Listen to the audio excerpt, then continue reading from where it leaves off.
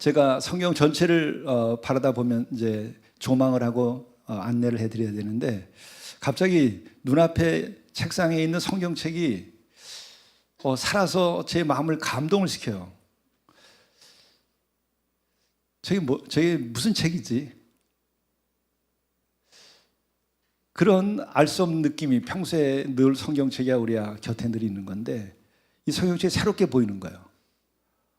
저 성경책을 왜 내 책상 위에 있으며 이것이 우리 인간의 손에 왜 들려진 걸까? 그 마음속에 밀려오는 감동이 우리를 구원하기 위하여서 이 책이 주어진 것이다. 근데 평소에 목회자에게 성경을 많이 읽어도 늘 은혜가 되면서도 설교를 하려고 그러면 말씀이 짐이 되는 것이 또 사실이죠. 설교의 짐이 있어요. 그래서 성경책을 피면은 은혜가 되면서도 또 부담이 없잖아 있었는데 이번에는 성경책을 바라다 보면서는 참 다행이다. 우리 인생에서 가장 중요한 것이 구원받는 일인데 죄 사함 받고 구원받는데 이 책 한 권이라니 이걸로 끝난다니 이게 참 놀라운 일이다. 여러분이 구원받는데 이 한 권으로 된다는 게 여러분 특별하지 않아요? 특별하지 않은가 봐. 요즘 보니까 청년들 가운데에서 의사 고시를 보고 또 뭐 전문의 시험을 보고 이렇게 하는 걸 제가 보게 되는데 그들이 의사 고시를 보는데 보니까 준비하는 책이 한 3m는 되는 것 같아요. 최소 2m 이상. 그거를 다 공부하고 그래가지고 의사고시를 보고 전문의 시험을 보는 거죠. 2m, 3m 정도의 책꽂이에 쌓아놓은 그 책을 읽어야 되는 거죠. 근데 그들이 생명을 살리는 것인가? 우리 이 자리에 계신 의사 선생님들은 생명을 살린다고 생각하시나? 주신 생명을 어떻게 잘 유지할까? 그래서 생명을 살리는 것이 아니고 우리들에게 병든 육신을 잘 이렇게 관리하고 또 수술도 해가지고 생명이 더 충만하게 되고 회복되게 하는 일이죠. 생명 자체를 우리가 주입하고 생명 자체를 만들어서 뭘 하는 건 아니죠. 그런데 이렇게 육신을 이렇게 관리하고 하는데도 의사가 되기 위해서는 책꽂이 한 줄을 다 알아야 되는데 그것이 아니라 영원한 생명을 얻을 수 있게 한다고 하는데 책 한 권이면 끝난다면 다행이죠. 이제 무슨 말씀이신지 알겠어요. 다행이죠, 한 권이면. 그런데 또 생각해 보면은 이 성경을 전체를 우리가 읽을 때에 결국 이것이 왜 주어졌는가? 구원을 우리들로 하여금 받게 하기 위해서 주어진 한 권의 책인데 이 구속사적인 성서 읽기나 이것의 마지막은 바로 예수 그리스도 그분만 믿으면 구원받는 것이고 그 관점에서 읽으면 되는 거예요. 그렇죠. 그리고 극단적인 경우면 성경을 통해서 깨닫는 게 마지막에 뭐죠? 예수를 그리스도로만 영접하고 시인하더라도 구원받는다 이거예요. 이 책 전체가 말하는 것이 뭐예요? 66권을 다 외우라고 그러는 게 아니에요. 66권에 대해서 가로쓰기 해가지고 다 채워 넣으라는 게 아니에요. 뭐예요? 이 책이 우리가 마지막에 결론으로 얘기하는 것은 뭐예요? 예수님이 하나님의 아들이시고 만물을 지으신 하나님께서 사람의 몸을 입고 우리에게 오셨고 근데 또 몰라도 좋아요. 정말 예수님이 그리스도라고 하는 것을만 알고 그를 믿기만 하면 내가 죄사함 받고 구원받는다는 걸 알아서 그분을 내 마음에 영접만 해도 구원받는다 그 얘기예요. 이렇게 간단한 게 어디 있어요? 참 생각해 보니까 제가 어떻게 보니까 어안이 벙벙해요. 어안이 여러분 그렇게 간단한 방법이 있을 수 있어요? 그러니까 사랑이죠. 그러니까 예수님이 구원의 권능을 가지고 있는 거죠. 그러니까 하나님은 우리를 절대적으로 사랑하겠다는 거죠. 아주 작정을 하고 너희들을 구원하겠다고 하나님께서 마음 먹으신 거죠. 근데 문제는 그것이 받아들여지는 사람이 있고 받아들여지지 않는 사람들이 있어요.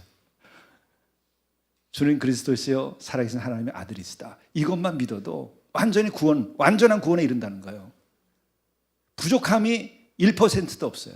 0.01%도 없어요. 주는 그리스도시요 하나님의 아들이시다라고 하는 것만 고백해도, 이것도 중요해요. 고백이에요.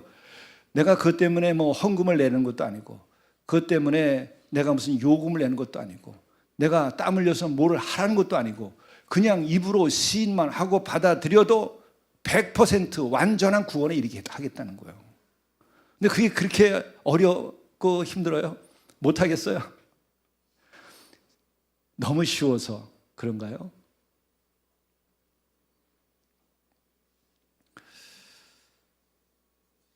이 고백의 영역에 들어가게 되면 거기서는 영적인 영역이 있기 때문에 베드로가 주는 그리스도시요 살아계신 하나님의 아들이라고 고백할 때조차도 뭐라고 예수님께서 말씀하셨죠?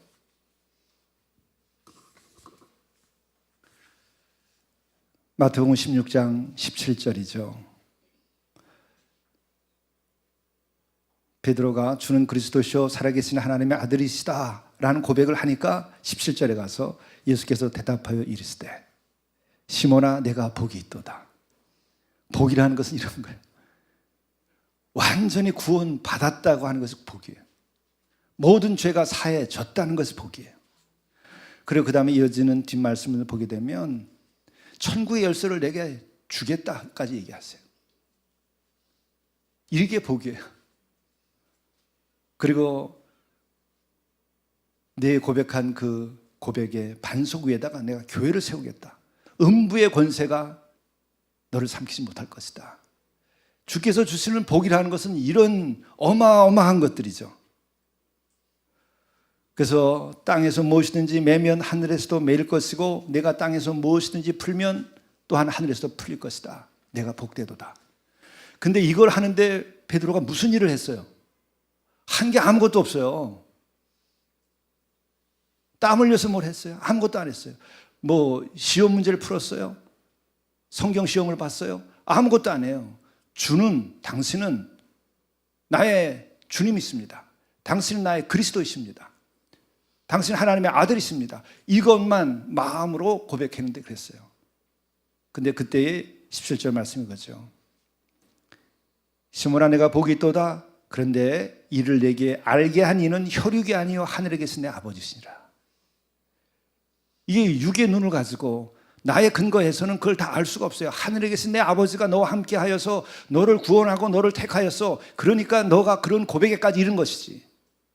이 고백의 영역까지 가려면 어떤 강을 건너야 돼요. 내 영혼이 어떤 벽을 넘어가야 돼요. 이 보이지 않는 벽이 있는 거예요. 그래서 우리는 사탄의 영이 혹은 어둠의 영이 우리를 눈을 감게 만들고 우리의 벽이 되어서 못 넘어가게 하고 하는 것들이죠. 이건 행함의 문제가 아니고 우리들의 영의 문제예요. 이것에 대해서는 우리들이 사실 어떻게 할 수 없는 부분도 있지만 그러나 우리가 할 수 있는 것은 내가 기도하고 내 영이 구원받겠다고 하는 그 간절함, 또 그것을 가지고 내가 구하는 믿음, 그리고 기도가 있어야 돼요. 어떻게 생각해 보면은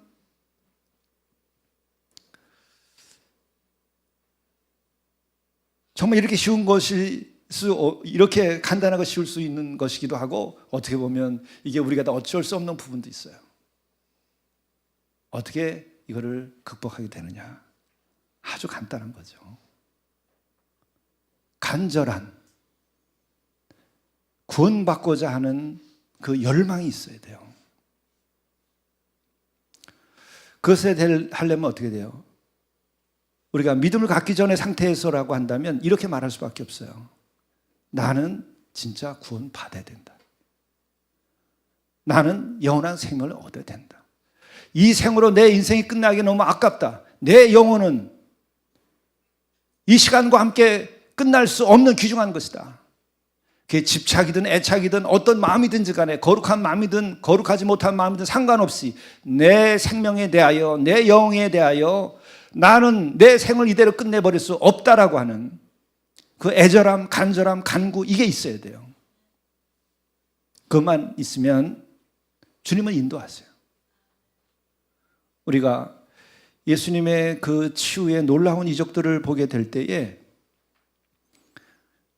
어떻게 생각해보면 좀 경솔한 표현일 수 있겠습니다만은 참 예수님도 짓궂으시다 이런 생각이 들 때가 있어요. 뭐 나병 환자들이 있어요. 그럼 보면 몰라요? 찾아왔을 때 낫기를 원해서 찾아왔겠죠. 또 우리가 걷지도 못한 상태로 되어가지고 누워서 와 있어요. 그럼 보면 모르겠어요. 근데 꼭 대놓고 물어봐요. 낫기를 원하는가? 낫기를 원하는가?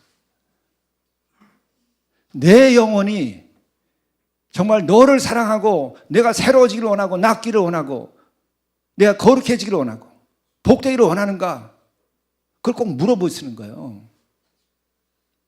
그것은 우리 인간을 하나님께서 지으시되 하나님의 형상대로 지었고 하나님의 형상 가운데 우리는 영혼을 가지고 있다는 것과 동시에 자유의지가 있다는 거예요. 자유의지가 우리에게 부여졌기 때문에 이것은 축복인데 이것이 잘못된 곳으로 가게 되면 저주가 되는 거예요. 그래서 자유의 짐을 지고 있는 거죠. 그래서 내가 내 생명에 대해서 내 영혼에 대하여서 내가 나를 버릴 것이냐 나를 택할 것이냐 이것부터 우리가 생각해 봐야 돼요. 이 생은 이것으로 끝나지 않는다. 좋다. 이 세상이 이걸로 끝난다 할지라도 육신은 끝난다 할지라도 나만은 그래도 살아야 되겠다. 나만은 영생을 얻어야 되겠다. 그게 바울이었어요. 바울이 철저하게 율법주의자 때부터 마지막 예수님의 그 부활하신 분을 만나 뵙고 그가 사도가 돼서 계속해서 사도의 직을 수행하면서도 일관되게 흐르는 게 있어요. 나는 영원한 생명을 얻어야 되겠다. 나는 저주 아래 있을 수 없다. 나는 죄 아래 있을 수 없다. 나는 심판 아래 이를 수 없다. 나는 이것을 벗고 나는 영원한 생명을 얻어야 된다고 하는 것이 그가 율법주의자였을 때나 나중에 예수 그리스도를 만난 다음에 그가 새로워졌을 때나 똑같아요. 우리들의 영혼이 그런 갈망이 있느냐 없느냐가 중요한 거예요.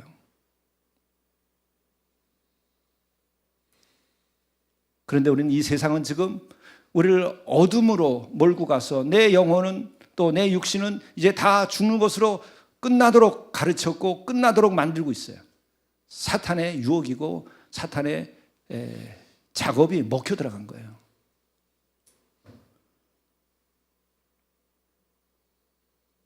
여러분, 정말 만물을 지으신 분이 사랑의 마음을 가지고 있다고 한다면 당신의 형상대로 짓고 사랑으로 지어놓은 그 생명체들이 그냥 끝나도록 그렇게 지었겠어요?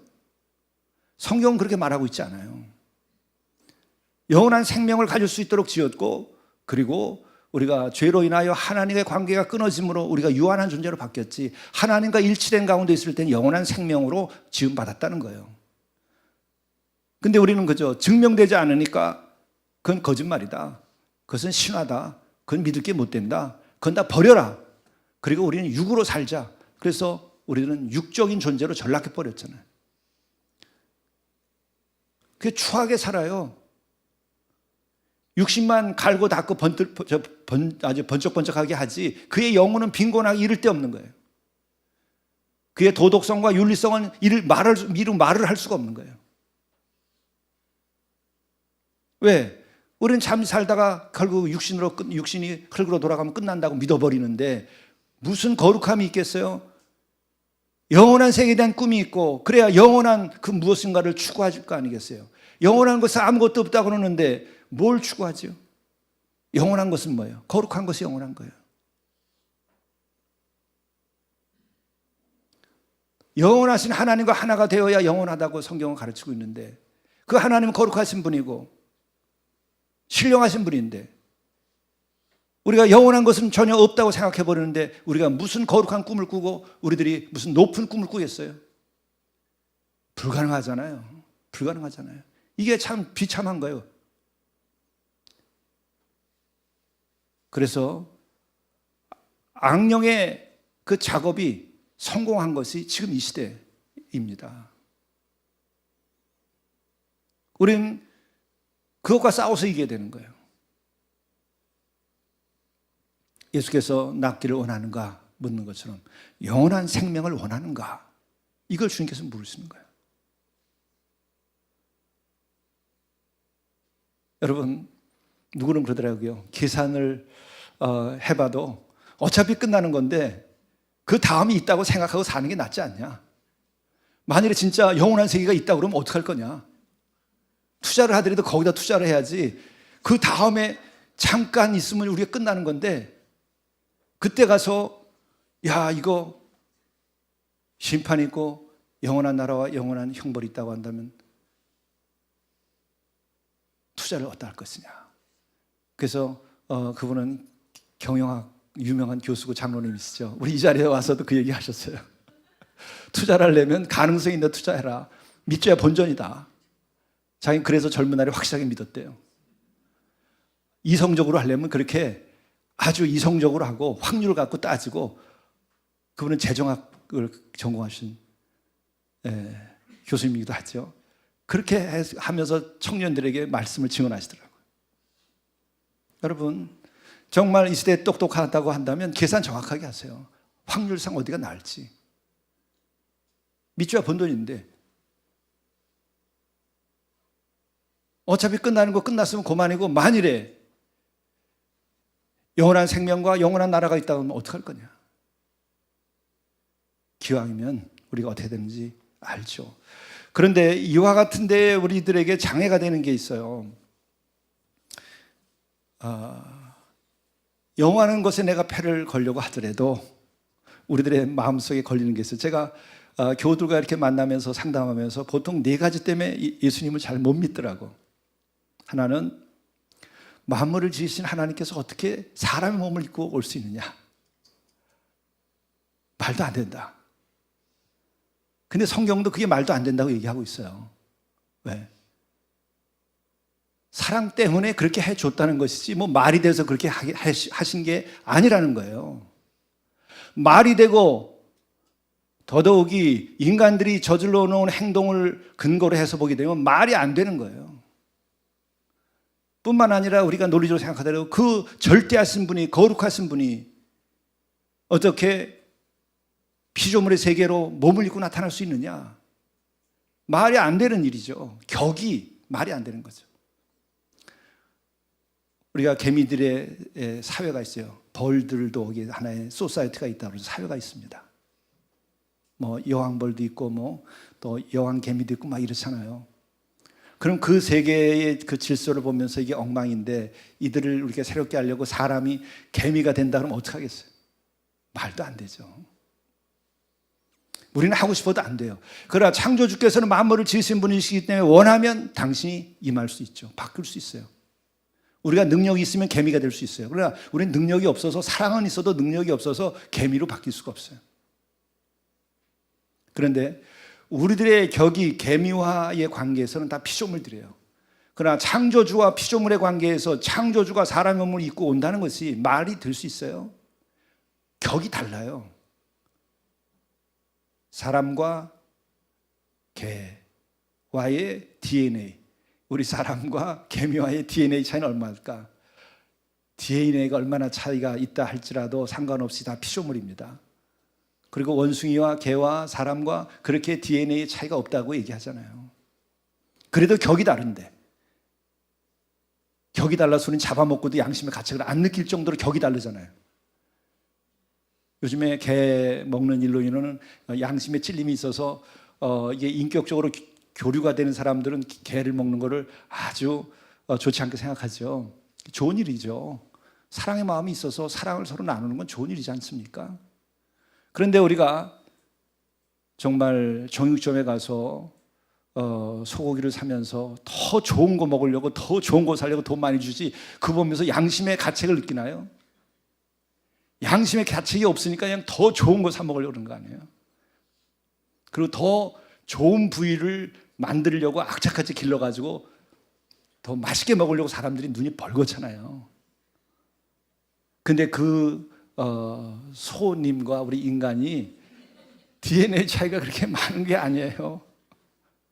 그러나 우리는 격이 다르다고 하는 것 때문에 그렇게까지 하잖아요. 그러면 만물을 지으신 하나님께서 사람의 몸을 입고 온다고 하는 것 자체가 어떠한 격의 차이인데 그 일이 가능한가요? 말이 안 되는 얘기예요. 그러나 그것의 벽이 무너진 거이기 때문에 하나님의 사랑은 너무나 크다고 얘기하는 것이고, 그래서 우리는 예수 믿는 거죠. 근데 이 마음이 열리지 않으면 그것 때문에 못 믿겠다 그러니까 그걸 어떻게 하죠? 그냥 사랑하고 기도하는 수밖에 없어요.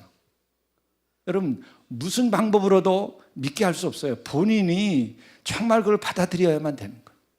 안타깝죠. 여기에 하나의 작용은 위하여 사랑하고 기도하는 것밖에 없어요. 심지어 오늘 베드로의 그 고백을 가지고서도 우리가 위로를 얻어요. 베드로가 주는 그리스도이셔 살아계신 하나님의 아들이라고 하는데도 그건 내가 한 얘기가 아니다.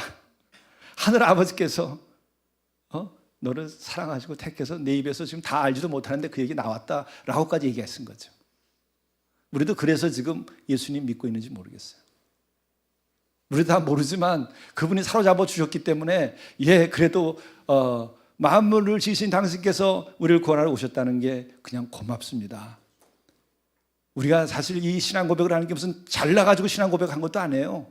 사실 우리를 택하시고 사랑하시니까 그냥 믿어 드리는 거야. 안 믿을 수가 없어서 그냥 믿는 거예요. 그러나 그 작은 믿음만으로도 됐다 이거예요. 근데 여기에 걸리는 분들이 참 안타까운 거예요. 만물을 지으신 하나님께서 어떻게 피조물인 사람의 몸을 입고 오느냐. 근데 하나님께서는 이처럼 내가 사랑하는 거다. 이처럼 사랑하사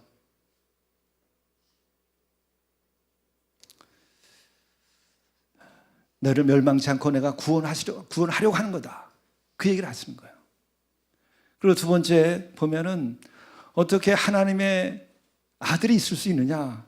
그래서 예수님이 하나님의 아들이라고 하는 것을 나는 정말 믿기가 어렵다. 성경책을 읽어봤는데 많이 읽어봤다. 그래서 또 우리말로 돼서 안 되니까는 영어로도 다 읽어봤고 몇 번을 읽어봤다. 그뿐만 아니라 내가 헬라어 히브리어도 배워서 어느 부분도 읽어보고 그랬다. 근데 나한테 걸리는 것은 하나님의 아들이라고 하는 것이 난 도무지 받아들이지 않아서 못 믿겠다. 그렇게 저한테 고백을 하신 분을 내가 만나게 됐었어요. 그것도 아까 첫 번째 말씀드린 것 똑같은 경우 같아요. 그러나 생각해 보면 정말 우리를 구원하려고 하신다고 한다면은 사람의 몸을 입고 그렇게 하나님의 아들이라는 이름으로 그렇게 오지 않고서 되겠느냐 그예요.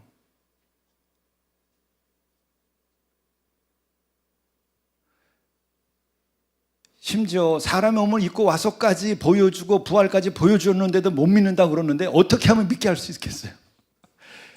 예? 어떻게 하면 하나님께서 우리로 하여금 믿음을 가지게 할 수 있죠?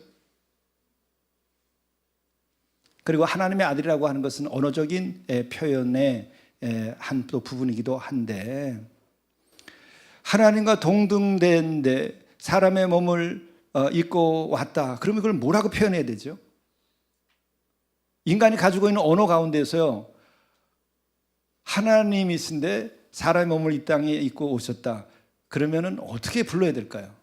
하나님이라고 부르기에는 또 사람의 몸이 있고, 또 사람의 몸이 있는데 그분이 하는 이적이나 말씀이나 내용을 봐서는 또 그냥 사람만도 아니고, 여기에 가장 적합한 말이 있다고 한다면 여러분 뭐라고 말을 붙이겠어요? 다른 방법 없어요. 그저 하나님의 아들이시다. 하나님 어머니가 있다는 얘기 아니에요. 하나님의 어머니가 있고 아버지가 있는데 거기서 아들이 태어났다는 개념이 아니에요. 동등되신데 사람의 몸을 입고 왔는데 우리 곁에서 함께 지냈고 또 사람의 몸에서 태어났어요.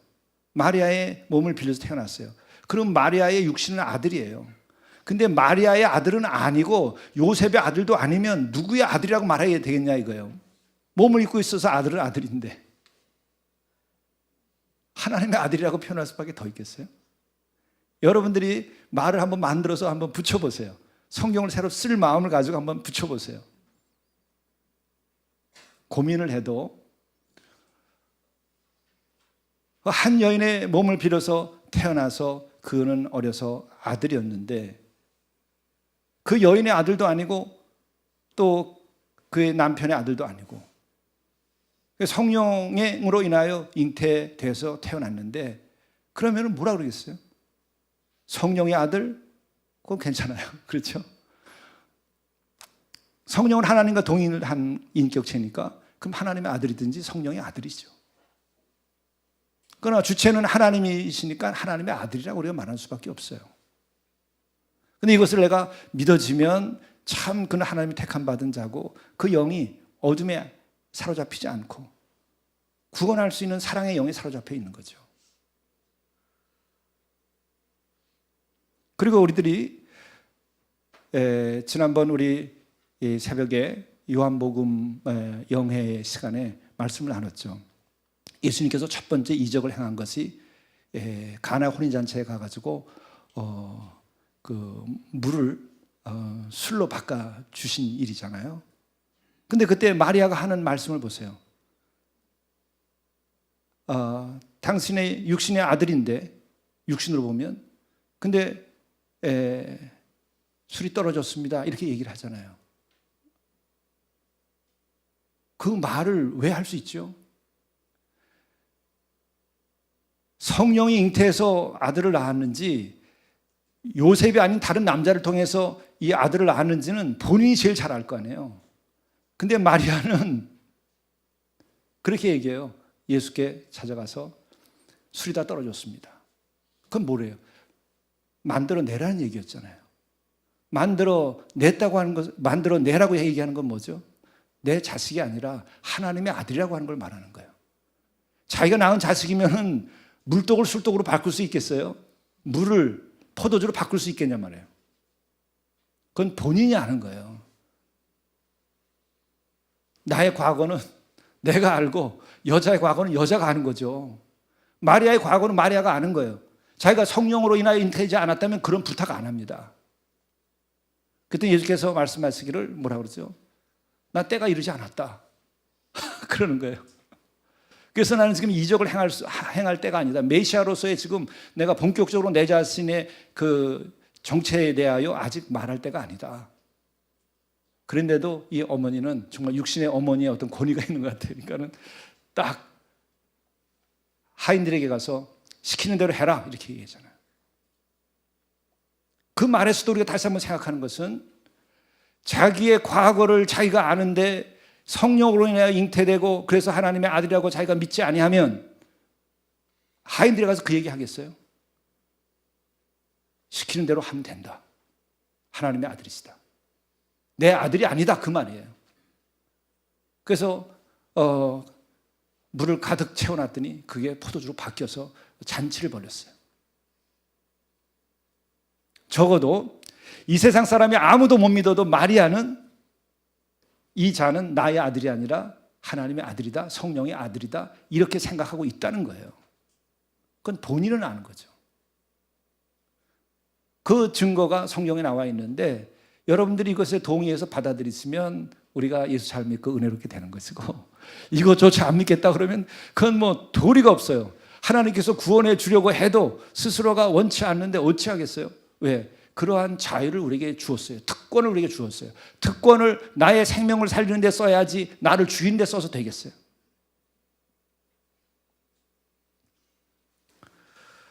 그리고 세 번째로 제가 상담을 하면서 겪은 것은 그리스도가 왜 필요합니까? 라는 생각을 가지고 있어요. 이 영웅주의적인 생각을 가진 사람들이 많이 그래요. 자력, 구원, 이게 멋있다. 내가 땀 흘리고 내가 노력하고 내가 도 닦고 내가 해서 내가 하겠다. 그래서 뭐 산속을 돌아다니고 도 닦는 사람도 있고 뭐 여러 가지 하는 사람들 내가 봤어요.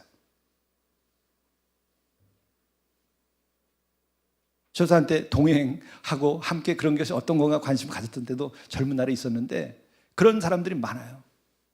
또 어떤 경우는 아예 포기한 거예요. 인생 될 대로 살다 그냥 끝나면 되는 거지 뭐 다 우연히 남녀가 만나가지고 그래서 그냥 우연히 단백질끼리 그냥 다 이게 합쳐져 가지고 그래서 하나의 단백질이 이 덩어리가 하나 나왔는데 그냥 살다 끝나면 되는 거지. 뭐가 뭐 세상에 다른 거 있냐. 그리고 오늘 내 배부르면 되고 오늘 즐거우면 됐고 야 그리고 살자. 그런 부류의 사람들은 그리스도가 필요 없어요. 구원이 필요 없는 사람들이에요. 어떤 사람은 그 영웅적인 생각 때문에 니체도 그렇잖아요. 실은 죽었다. 그리고 우리가 구원할 수 있다. 영웅주의에 사로잡혔던 거죠. 초인을 얘기했어요. 그래서 인간이 초인이 돼야 된다. 스스로 구원할 수 있다. 근데 그가 부활했나요? 그가 영원한 생명을 얻었나요? 그냥 똑같은 묘지에 묻혔죠. 그것은 인간적인 자만이죠. 그러나 우리들이 정말 내가 나의 생명을 귀중히 여기고 이 생의 신비를 내가 알고 그리고 우리도 상상만으로도 지금 시간이 있고 영원한 세계가 있다는 걸 알잖아요. 우리가 시간이 상대적인 거예요. 피조됐다는 거 알잖아요. 시간도 공간도 상대적으로 있는 거예요. 본래 없었던 것이. 근데 이것을 초월한 세계가 있는 거죠. 우리들 수적으로는 무한대 이 개념이 있어요. 무한한 거. 근데 왜 영원은 없죠? 그게 더 모순 아닌가요? 수적으로는 무한이 있고 실제 우주에는 무한과 영원한 시간이 없다고 한다면 그건 무슨 모순이죠? 좀 끝까지 생각해 볼 필요가 있어요. 우리들의 상상 속에서도 물리학에서도 수학에서도 무한의 개념이 있는데 어떻게 영원한 것이 없겠어요? 그걸 포기한 사람은 그리스도가 필요 없다고 생각해요. 그리고 또 하나는 윤리적인 자만에 빠졌든지 내 스스로가 완전하다고 생각하고 완전해질 수 있다고 생각하는 사람들, 그들은 그리스도가 필요 없어요. 동시에 인생은 어차피 그게 그거야. 그러니까 막 살다 사라져버리면 돼. 윤리적인 어떤 목표를 상실해버린 사람들, 윤리성이 없는 사람들도 그리스도가 필요 없어요. 그리고 끝으로 예수님을 못 믿겠다고 그리고 교회를 못 다니겠다고 하는 분들의 공통점 중에 하나가 뭐냐면 기적 때문에 성경을 잘 못 믿겠대. 기적이 있어서. 여러분 그러세요?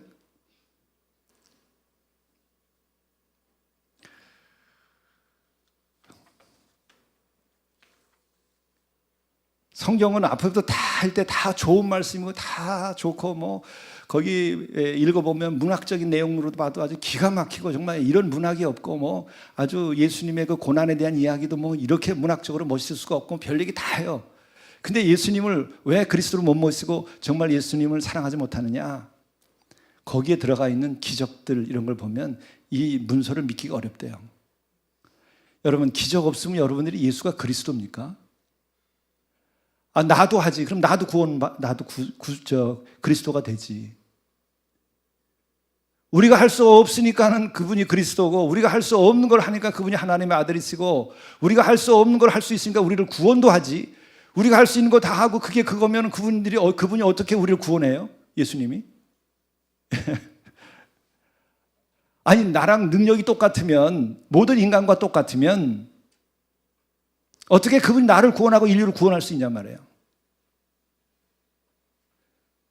우리는 그분이 우리들이 갖지 못한 더 높은 영적인 파워와 힘과 그리고 더 높은 도덕적인 그 온전한 거룩함과 그리고 우리가 할 수 없는 그 창조적인 행위를 하고 고칠 수 없는 걸 고치고 또 우리들의 마음을 치유하고 우리들에게 밝음을 주고 그런 능력을 다른 사람 못하는데 그분이 하니까 그리스도고 그러니까 우리가 예수 믿는 거죠.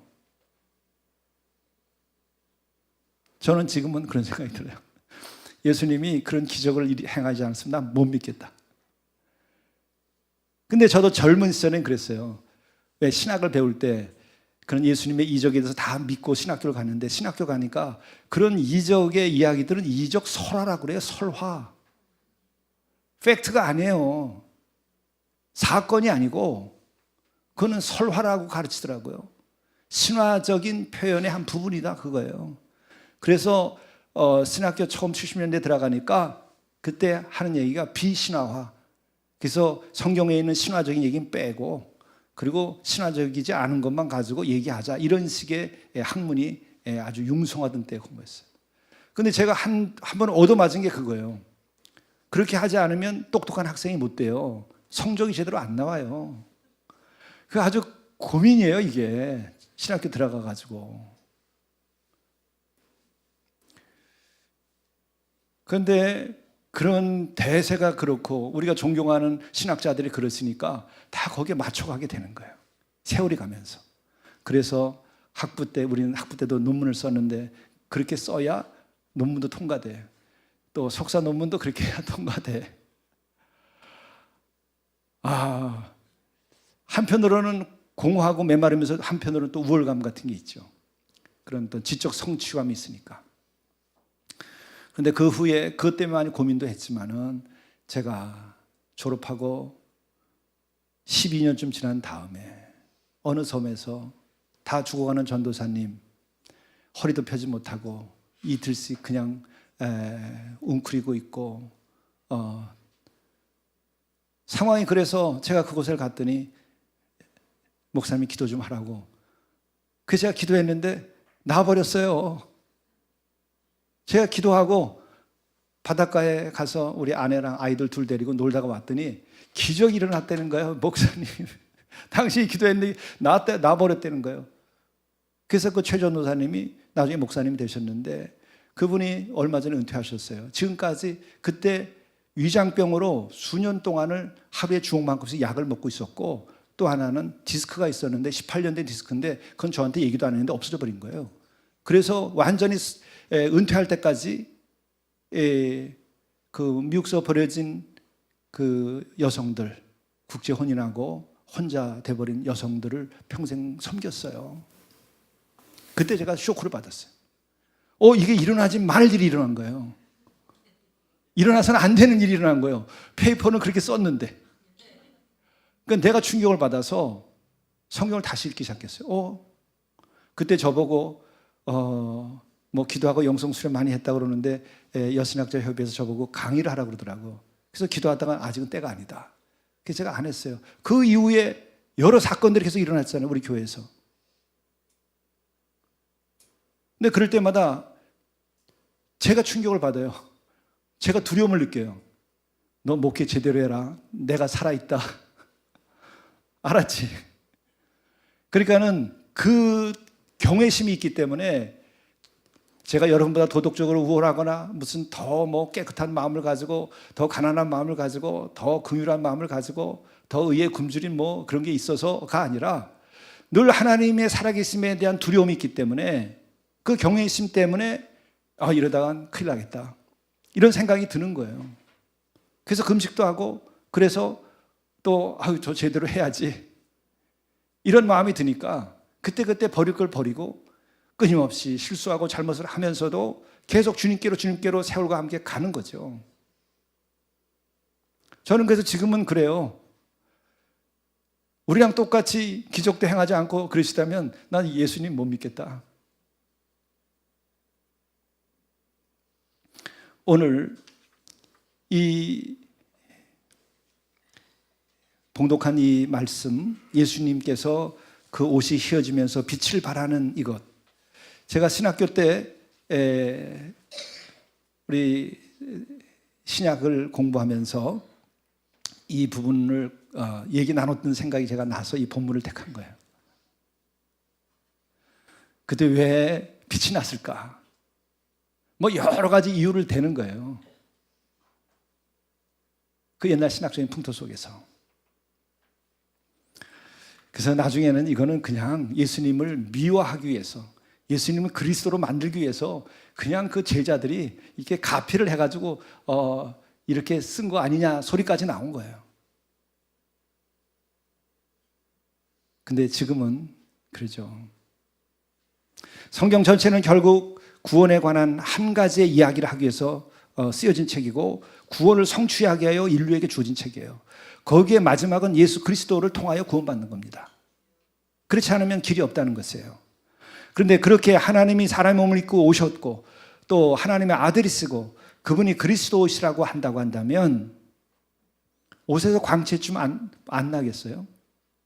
그렇게 큰 문제예요? 나든 안 나든 상관도 없지만, 그러나 그러한 분이라고 한다면 빛이 당연히 나죠. 그렇잖아요? 모세도 그리스도가 아니신데, 모세도 하나님을 만난 다음에는 얼굴에 광채가 나는데 평생 갔다고 그러잖아요. 그리고 그는 120까지 기력이 쇠하지 않았다고 그랬어요. 그런데 오늘 모세도 나타나는 거예요. 여기서 엘리야도 나타나고, 엘리야도 죽지 않고 하늘로 올라간 자예요. 또 모세는 어떠냐? 모세에 대해서는 그의 묘지가 어디 있는지 모른다라고 되어 있어요. 그것을 나중에 후대 학자들은 그렇게 해석을 했죠. 그는 시체를 여기 남기지 않았다. 어디 있는지 몰라요. 엘리야도 마찬가지예요. 여기에 예수님도 마찬가지예요. 세 인물은 그렇게 존재했다가 그렇게 영원한 세계로 갔다고 하는 것을 또한 의미하는 겁니다. 영적으로 보면. 그런데 여기서 우리들이 만일에 예수님께서 그렇게 옷이 휘어지고 광채가 나고 이와 그 용모가 이렇게 변화됐고 그때에 베드로와 요한과 야고보가 같이 갔다, 그랬다고 한다면 나중에 후대에 이걸 쓴 사람들이면 다 베드로를 형님으로 모시고, 아니면 베드로를 아주 수제자로 모시고, 아니면 베드로를 예루살렘 교회의 수장이었잖아요. 그러면 후대 사람들이 그 다음에 기록한다 그러면은 베드로가 그때 깊이 잘다 졸았다는 얘기 쓰겠어요? 여기 그렇게 돼 있어요. 베드로가 졸았다고.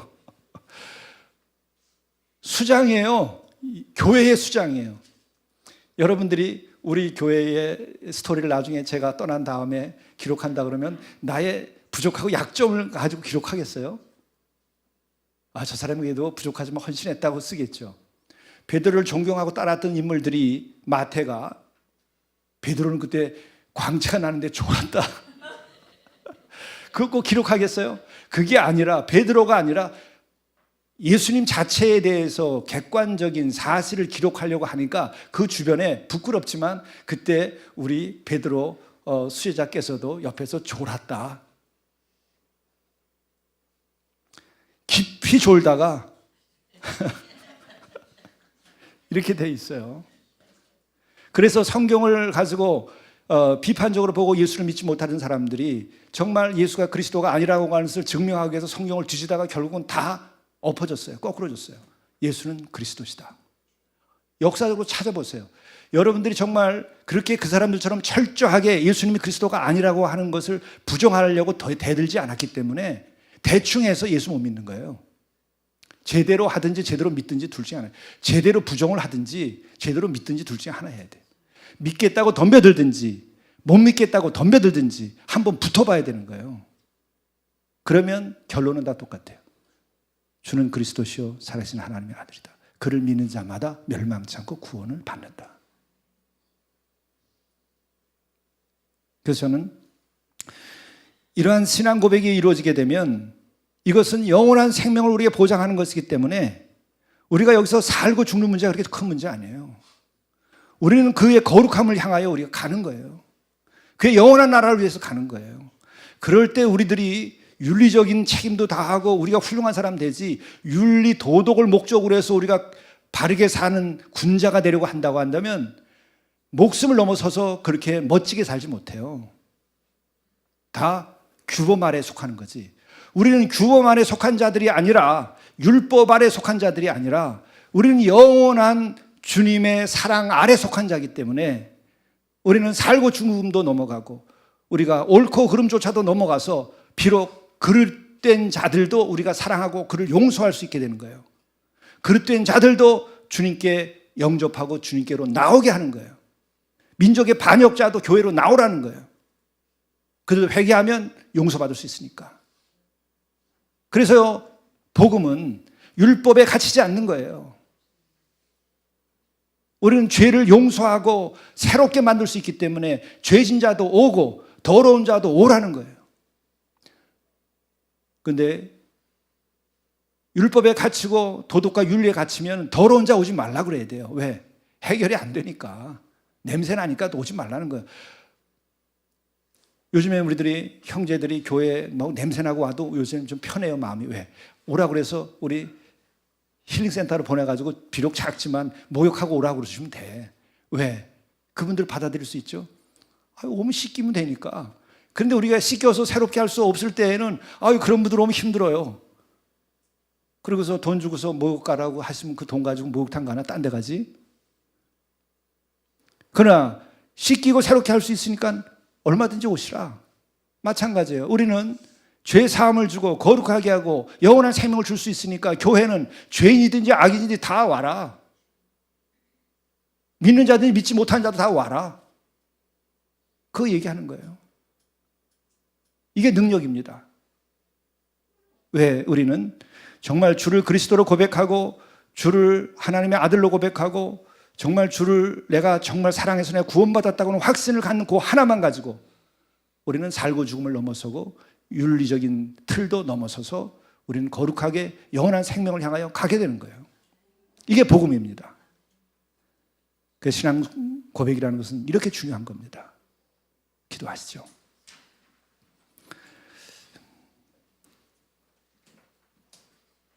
만물을 지으시고 우리에게 생명을 주셨을 뿐 아니라 우리를 또 구원하려고 하다가 되지 않아서 친히 사람의 몸을 입고 이 땅에 오셔서 우리와 함께 지내시고 또 그 가운데 우리 가까이서 말씀해 주시고 또 그것을 통하여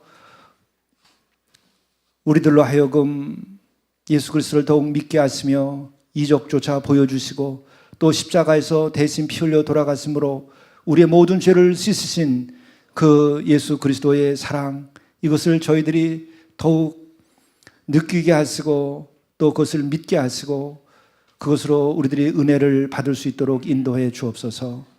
이로 인하여 정말 예수님이 우리의 그리스도시요 하나님의 아들이신 줄 알고 우리가 그 신앙 고백 위에서 영원한 생명의 확신을 가지고 천국을 누리며 살아갈 수 있게 도와주시고 그것으로 이 땅의 모든 어려운 일도 극복하고 어려운 자들도 사랑하고 또 주님의 그 사랑을 증언할 수 있도록 인도해 주옵소서.